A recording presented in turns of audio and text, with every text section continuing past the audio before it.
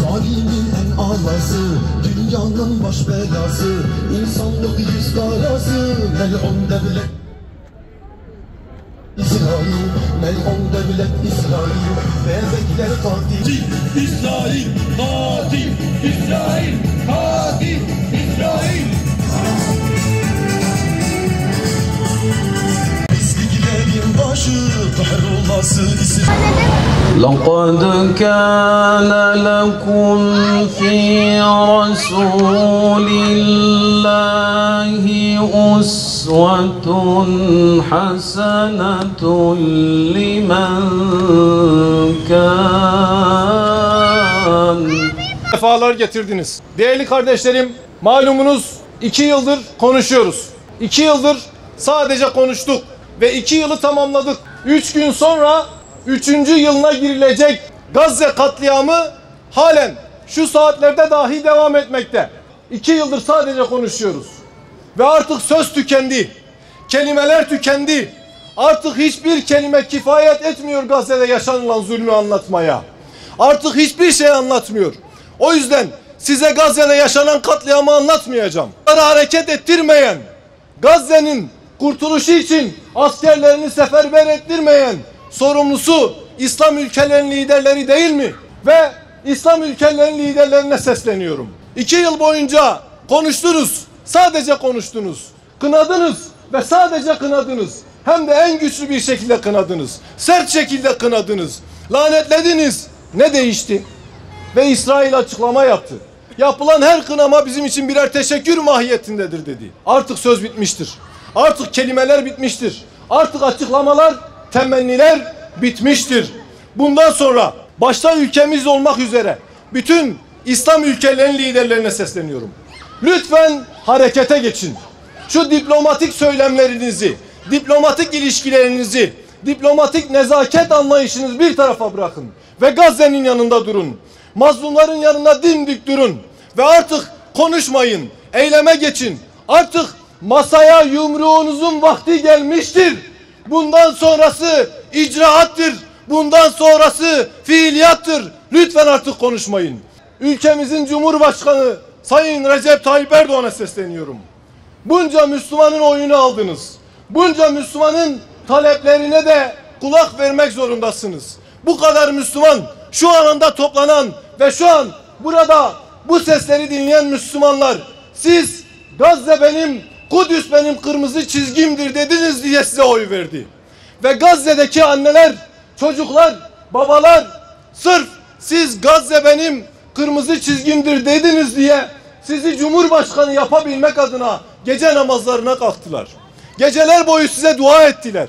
Peki şu anda ahde vefa zamanı değil midir? Şu anda onlara sahip çıkma zamanı değil midir? Başta İslam ülkeleri olmak üzere bütün dünya liderlerine sesleniyorum. Cumhurbaşkanına diyorum ki ve bizi artık bu zilletten kurtarın. Lütfen artık bizi bu zilletten kurtarın. Bakın, Kolombiya bir kafir devlet diye nitelendiriyoruz. Dedi ki bundan sonra benim ülkeme bir tane İsrail vatandaşı giremeyecek. Ben bundan sonra İsrail'e 1 gram kömür göndermeyeceğim dedi. Kolombiya kadar olamadık. Ve bakın, İspanya dedi ki suça karışmış, soykırım suçuna karışmış olan hiçbir İsrail'i ben topraklarıma koymayacağım dedi. İspanya kadar olamadık. Bizim halen ülkemizde yaşayan ve halen İsrail'le askerliğini yapmış olan, Gazze'de katliama karışmış olan Türkiye vatandaşlarımız var. Çifte vatandaşlarımız var. Maldivler kadar olamadık. Bunun gibi saymaya çalışsak onlarca ülke ve kafir dediğimiz, belki dinini kabul etmediğimiz, gayrimüslim dediğimiz devletlerin İsrail'e karşı çok ciddi yaptırımları var. Ve Cumhurbaşkanı'na söylüyoruz. Lütfen kafir diye nitelendirdiğimiz, gayrimüslim diye nitelendirdiğimiz bu devletlere gıpta etme utancından, gıpta etme zilletinden bizi kurtarın diyoruz. Kudüs'e elimiz uzanmıyor belki. Bu ülkede yapacaklarımız da var. Sadece oraya asker göndermekle, silah göndermekle değil, şu ülkede de yapabilecekleriniz var. Ne yapabilirsiniz mesela? Ülkemizdeki Siyonistlerin elini ayağını kesin. ABD'nin ve İsrail'in Kürecik ve İncirlik üssü dediğimiz bu üsleri kapatın. Bu üsler İsrail'e istihbarat taşıyor. Bundan tam 2 yıl önce Aralık ayında biz meclise bir kanun teklifi verdik.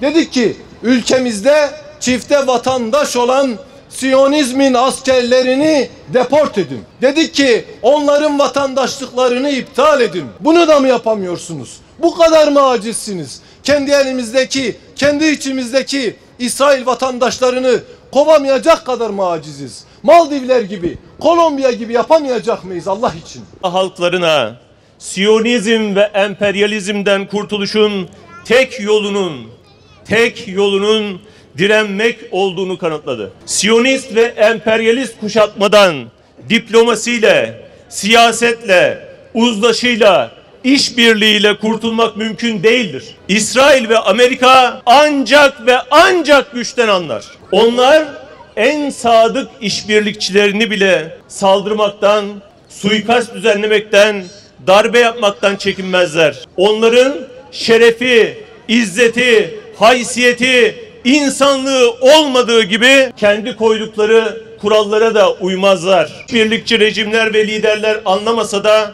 halklar anladılar.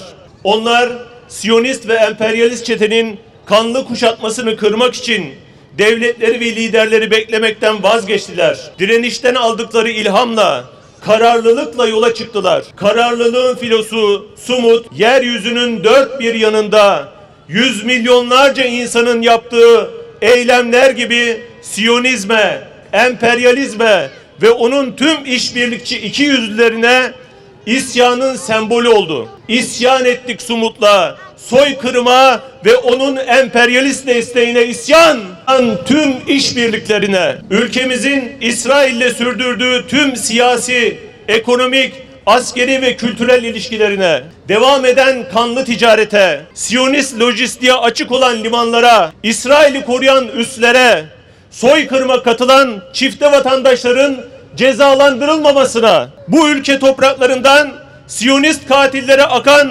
varil varil petrola isyan ettik. Edeceğiz de. Siyonizm bu topraklardan sökülüp atılana, emperyalizmin kanlı elleri bu topraklardan çekilene, bu soykırımcı teröristlerle tüm ilişkiler kesilene kadar susmayacağız, durmayacağız, dinlenmeyeceğiz, yolumuzdan geri dönmeyeceğiz. Sinvar adına sesleniyoruz. Yürüyen şehit Muhammed Taif adına sesleniyoruz.